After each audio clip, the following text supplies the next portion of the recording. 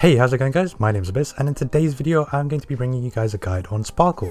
This mischievous Masked Fool was introduced at the start of Penacony. She is a quantum type harmony character. Whilst in the story she may not seem good, gameplay wise it's quite the opposite. You may have heard her being compared to Bronya, but I'll explain the differences later on. And as always, if you find this video helpful or if you enjoyed it, please do leave a like and subscribe if you want to see more. But enough of that, let's get into it. Starting off with her value to your account. For those of you in the early game, there's not much use for her. The main point of her kit is buffing crit damage and getting skill points. Skill point issues shouldn't be really common in the early game, and if you're really early on, the chances are that you have no crit rate.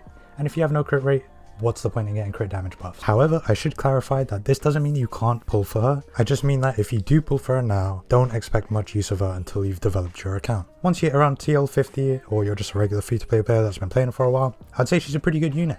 A harmony unit with practically no downsides to her kit. You can spam skill and still end up skill point positive, which is really nice. And with her on the team, the skill cap goes from 5 to 7 skill points, or 8 if you get some extra Eidolons. And then lastly, those of you at the end game, I would say she's also a great pickup. If you're using more crit focused teams, she's even more hard to pass up on. Overall, I'd say she is a top tier support. She's just not very useful early on. Now let's talk about her traces, starting off with the priority. So first you want to focus on her skill, then you can level up her ultimate, and then her talent.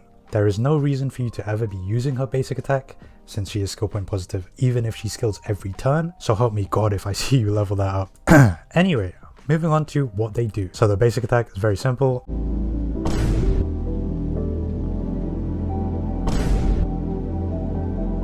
Next up is her skill. This increases the crit damage of the selected ally. At the same time, this also advances them forward by 50%. Again, to reiterate, this will be what you are spamming 99.9% of the time you're ever using Sparkle. Next up, we've got her talent. So this increases the max amount of skill points by 2 or 3 when you get enough Eidolons, and then whenever an ally consumes a skill point, all ally damage increases by 6%. This lasts for 2 turns and stacks up to 3 times, so up to 18% of a damage increase for everyone. Moving on to our ultimate, so this recovers 4 skill points and grants all allies Cypher. Cypher does tie in with the talent, so for every stack of the talent that any ally has, they get an extra 10% damage buff from the Cypher. And lastly, her technique makes you invisible, kind of like Celia's technique, except it works on everyone, so you can switch. And it also lets you start the battle with 3 extra skill points. Now, you're going to unlock these anyways, but we'll go over them either way. Starting with the A2 node, the basic attack gives an extra 10 energy, which is useless. For those scenarios where you have some skill issues, and you end up needing to use a basic attack, you do get an extra 10 energy, so there is that. Next is the A4. This is definitely the most important one. So it basically changes the skill, so the crit damage buff that you get from it is extended to the allies next turn. This is what makes her better for follow-up units compared to someone like Bronya. And lastly, the A6 node. This increases allies attack by 15% and a further 5, 15 or 30% for your quantum allies. As it says there, it depends on how many quantum allies you have in the team. Let's shift to how to play Sparkle, which obviously, very complicated character, so I'll give you the in-depth, you'll find this nowhere else kind of info. So you're gonna spam skill.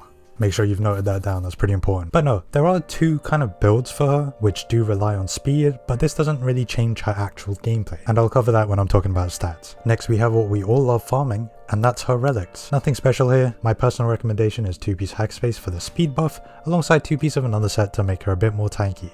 Whether that is 2-piece Laundress for the extra HP, or 2-piece Wuthering Snow so she takes reduced damage. Going back to hack space, you can run a 4-piece for the extra 12% speed buff on allies when she uses her ult, but I'd rather just have her a bit more tanky. In personal use, without her being tanky, she has that Tingyun effect where she attracts all sorts of taunt, so I do my best to make her a bit more tanky so she can survive. If you're feeling a bit different and you want a different set that does run actually really well, you can try 4-piece Eagle. You get a nice action advance with her ult, but it's a bit niche and farming it really isn't the most ideal use of stamina. As for her planar ornaments, typical support sets are best for Broken Heal being the most comfortable in my experience. Gives her 10% effect res, and when she hits 30 effect res, she buffs allies crit damage by 10%. However, this is for the future when I'm talking about speed in particular and building the fast Sparkle. You can use the Forge set. Initially it does give a 6% speed buff, so the second effect isn't that useful, but the speed buff is really nice to have. People will give you a bit of a weird look if you're using it though. Other ones that are decent and you might have lying around are the Penacony set if you're using a quantum DPS. It does also provide an extra bit of energy regen, but this isn't the primary reason to use this set. And then lastly, the OG Fleet of the Ageless, which gives some HP and it buffs allies attack by a further 8%. If you have been playing for a while, you probably have one of these sets lying around. For the main stats,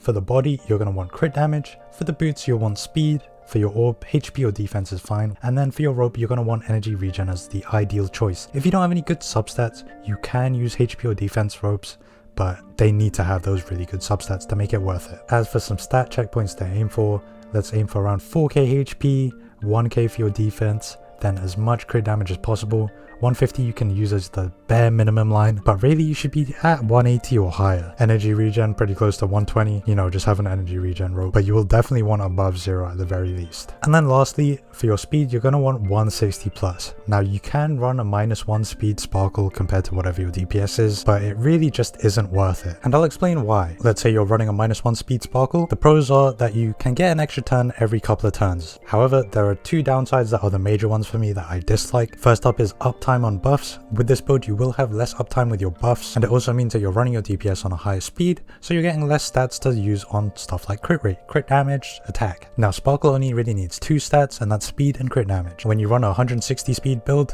then you can completely neglect speed on your main DPS, and she will just drag them straight to her as soon as she gets to use her skill. It also results in 100% uptime on any buffs that she provides, since with her at higher speed, she can renew them consistently. There's also no need to worry about speed tuning, and of course your DPS gets to focus on the crit stats and attack and whatever else they need. So there's much more pros to running a 160 speed build compared to your -1 speed build. As I mentioned before, the substats you want to aim for mostly are speed, so that's really important until you hit 160, then you can start focusing on your crit damage.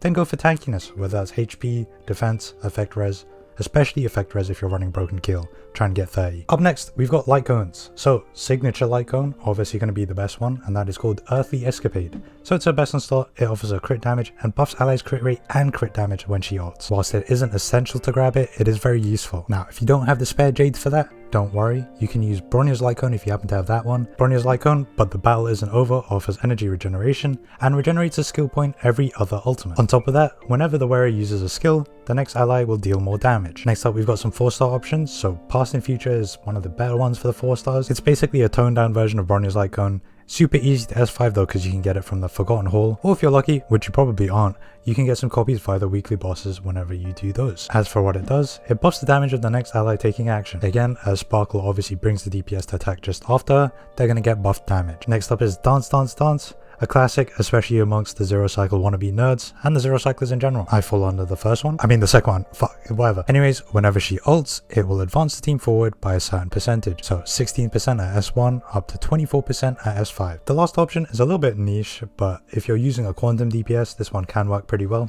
and that's Planetary Rendezvous. All it does is buff allies of the same type, so if you are not using a quantum DPS, it is useless. Next, I'll be talking about the team comps, or mainly her synergies, since she's a support. Her bread and butter.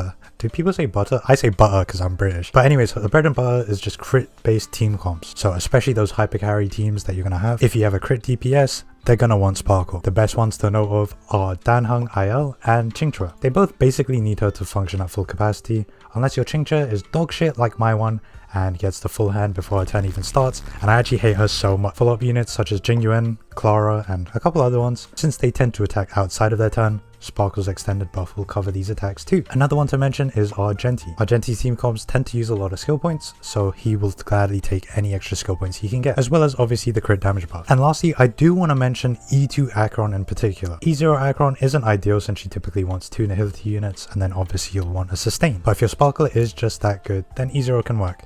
Acheron benefits really greatly from the crit damage buff, and having frequent turns, especially with an S1, means building more stacks. And since Acheron favors attack boots over speed boots, Sparkle at high speed can make her run really smoothly. And we've mentioned Eidolons a couple of times earlier, but now let's actually talk about them. So starting off with E1, this is basically an ult buff. Cypher will last an extra turn and also provides an attack buff. With her E2, every talent stack allows allies to also ignore 8% defensive enemy. For those of you that like to spend a little bit, I would recommend this as the stopping point. E4 is also to do with her ult. It recovers 5 SP rather than 4 now, and the SP cap increases to 8. I do think this is a bit overkill, you will rarely need this much, but it can be nice. E6 is a bit of a strange one, so it increases the crit damage buff, and it also enables her to work in duo DPS team comps, as it applies the crit damage buff to all allies with Cypher. You know, we're getting to the end of the video when we start debating the E1 S1.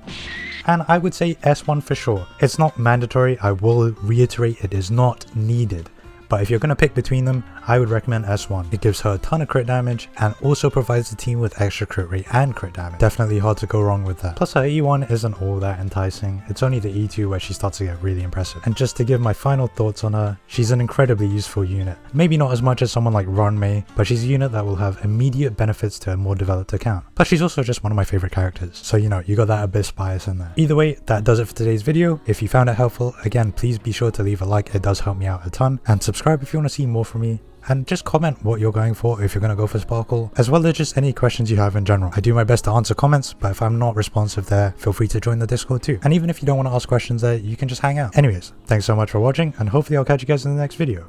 Peace.